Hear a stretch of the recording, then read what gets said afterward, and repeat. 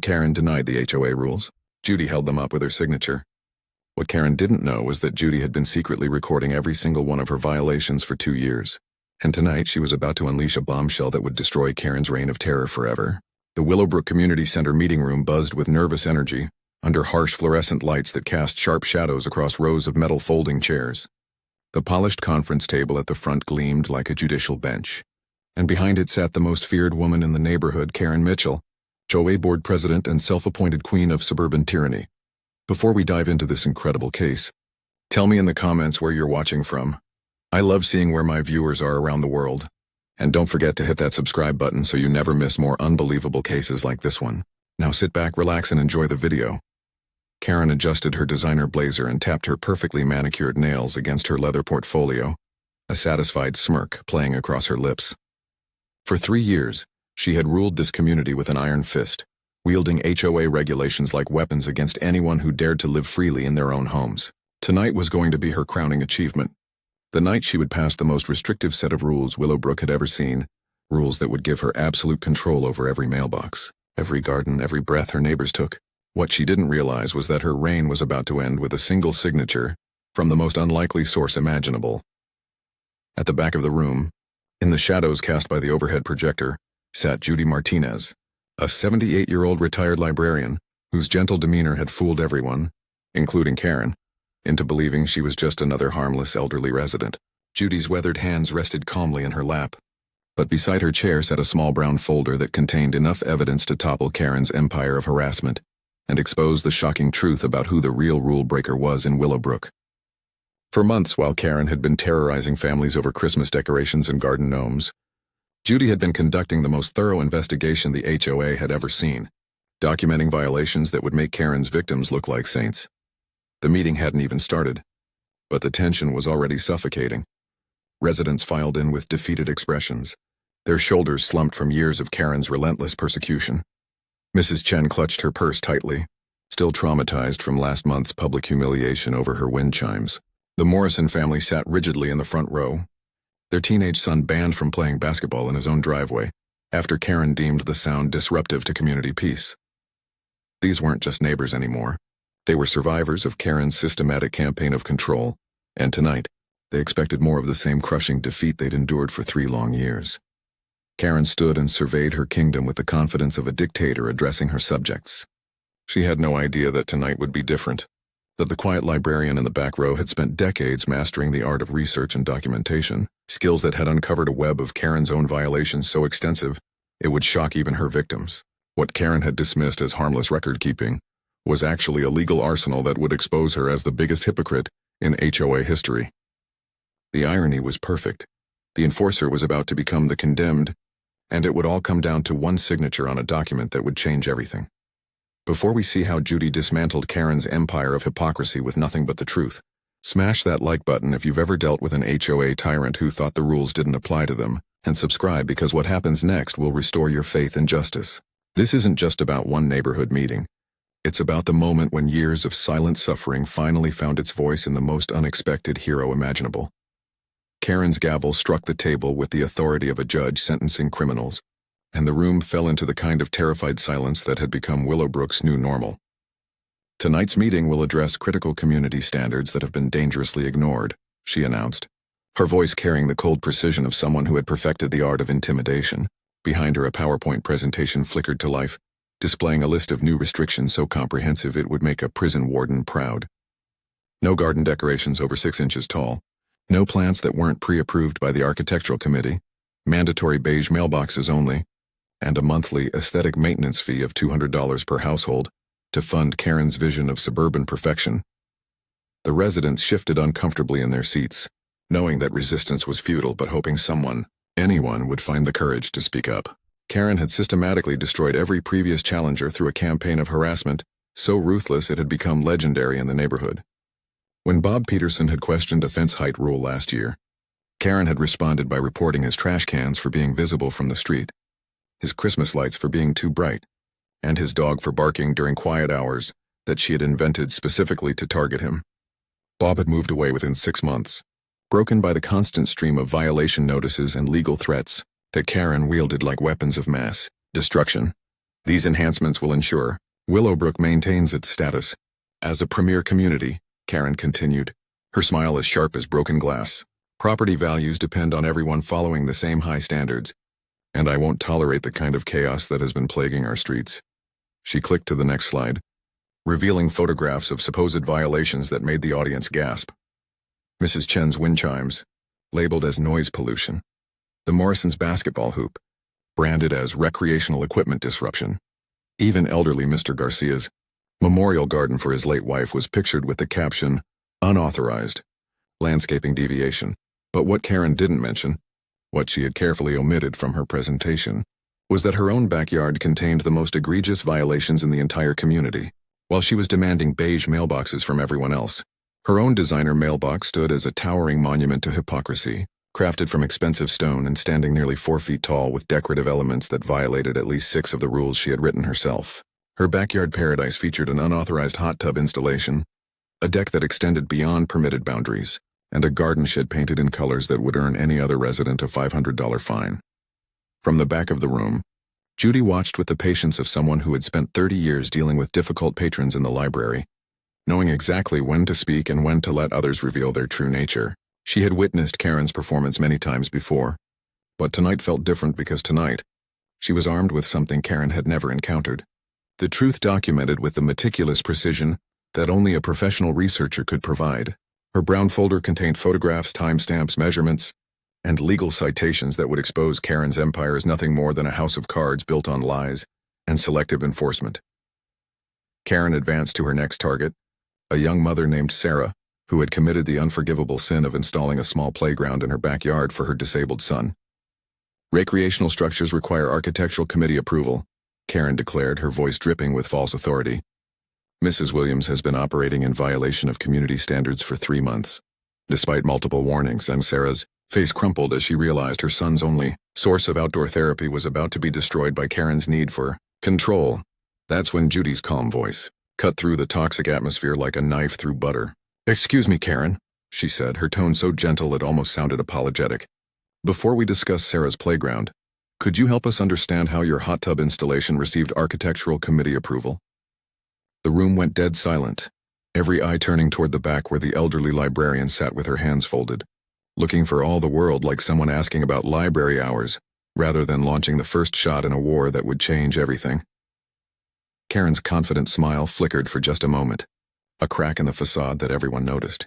"That's completely different," she snapped, her voice losing its smooth authority.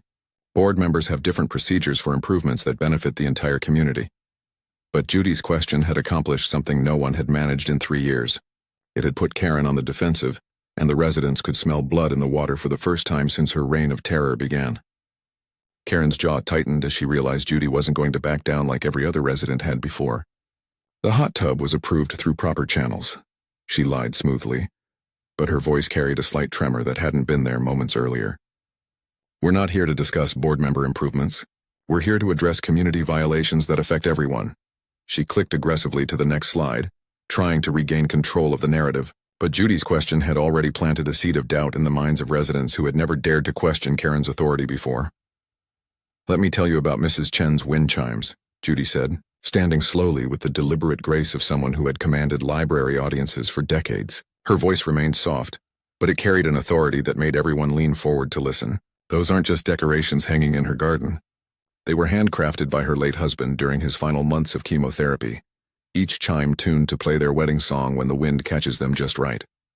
After he passed, those chimes became Mrs. Chen's way of feeling his presence, especially during the lonely evening, hours when grief felt too heavy to bear alone. Room fell completely silent as Judy's words painted a picture of love and loss that made Karen's persecution feel monstrous. Mrs. Chen wiped tears from her eyes, shocked that someone had taken the time to understand the true meaning behind what Karen had dismissed as mere noise pollution.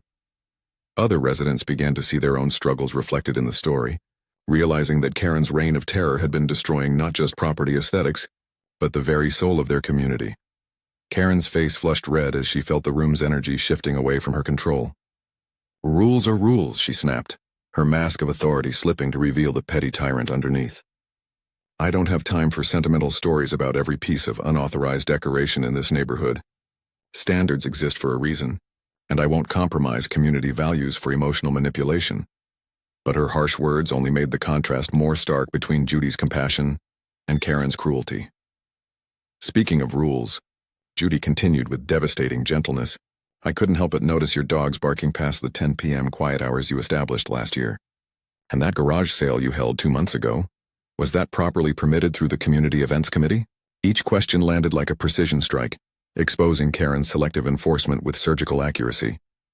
The residents watched in amazement as their tormentor squirmed under the same scrutiny she had used to destroy their peace for 3 years. Karen's empire of fear was crumbling, and everyone could see it happening in real time. Karen slammed her gavel so hard it cracked the wooden handle, her face contorted with rage as she felt her absolute authority slipping through her fingers. "That's enough," she screamed, abandoning all pretense of professional conduct. "I will not tolerate this disrespect from residents who clearly don't understand the burden of community leadership. Anyone who continues to question board decisions will face immediate violation proceedings and legal action." The threat hung in the air like poison gas, and for a moment the old fear crept back into the residents' faces as they remembered the devastating consequences of crossing Karen Mitchell. But Judy didn't flinch. She reached for her brown folder with the calm precision of a surgeon selecting the perfect scalpel, her movements deliberate and unhurried, despite the explosive tension filling the room. "Karen," she said, her voice carrying 30 years of authority earned through knowledge rather than intimidation, "I think it's time everyone saw what real community leadership looks like." The folder opened with a soft whisper that seemed to echo like thunder in the stunned silence. "For the past 24 months, Judy announced, pulling out a thick stack of meticulously organized documents, "I've been documenting every violation of HOA rules in our community, including those committed by our board president." She held up the first photograph, a crystal-clear image of Karen's unauthorized deck extension that violated setback requirements by 3 feet. "This was taken on March 15, 2023, 2 weeks after you fined the Hendersons for a deck that was only 6 inches over the line." The audience gasped as Judy continued her methodical destruction of Karen's credibility. "Here's your stone mailbox installed without architectural committee approval, photographed on June 8, 2023. Another photo appeared, showing Karen's elaborate mailbox that stood in flagrant violation of the very beige mailbox rule she was trying to impose tonight. "And this is your hot tub installation, begun on September 3, 2023, without permits, environmental impact assessment, or neighbor notification as required by Section 12 of the HOA bylaws." Karen's face went from red to white as the evidence mounted, each photograph a nail in the coffin of her tyrannical reign. "You can't spy on board members," she shrieked, her voice cracking with desperation. "This is harassment, invasion of privacy, and completely illegal." But her protests only made her look more guilty, as residents began pulling out their phones to photograph Judy's evidence, finally seeing proof of what they had suspected all along. The most devastating revelation came last. Judy produced a thick manila envelope sealed with official HOA stamps.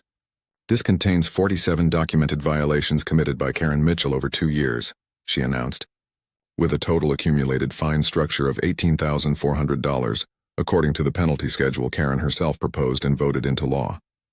The number hit the room like a physical blow, and Karen's empire of hypocrisy collapsed in an instant. Karen's desperation reached fever pitch as she realized her empire was crumbling beyond repair. "Even if those allegations were true," she snarled, her voice shaking with barely controlled panic, "I have board authority to override any concerns about my personal property. The community elected me to make decisions, and I have executive privilege to interpret rules as necessary for community welfare." It was her final gambit, a last-ditch attempt to claim immunity from the very laws she had used to terrorize her neighbors for 3 years. The residents murmured uncertainly, their brief moment of hope flickering as Karen invoked mysterious board powers they didn't understand. Several people shifted in their seats, wondering if Karen might actually have legal protection that would let her escape justice once again. The atmosphere grew tense as everyone waited to see if their tormentor would slip through the cracks of bureaucratic loopholes she had spent years constructing. But Judy smiled for the first time all evening, a gentle expression that somehow carried more authority than all of Karen's screaming and gavel-pounding combined. She reached into her folder one final time and withdrew a pristine copy of the Willowbrook HOA Constitution, its pages marked with colorful tabs that showed decades of professional research experience. "Actually, Karen," she said with the quiet confidence of someone who had spent 30 years mastering complex legal documents, "let me share what our founding charter says about that." Judy opened to a highlighted section and read with perfect clarity. Article 12, Section 4. All board members are subject to identical community standards as general residents. with no exceptions granted for position, tenure, or claimed administrative necessity. Her voice carried the weight of absolute legal authority as she continued. Furthermore, Section 5 states that board members found in violation of community standards face automatic removal proceedings and double penalty assessments to maintain public trust. The room exploded in gasps as the implications sank in.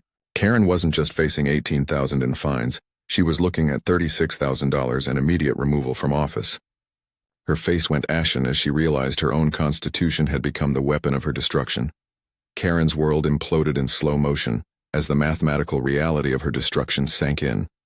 $36,000 in fines, automatic removal from office, and public humiliation in front of the very community she had terrorized for 3 years. Her hands trembled as she gripped the conference table, her knuckles white with the desperate fury of someone watching their empire burn to ashes.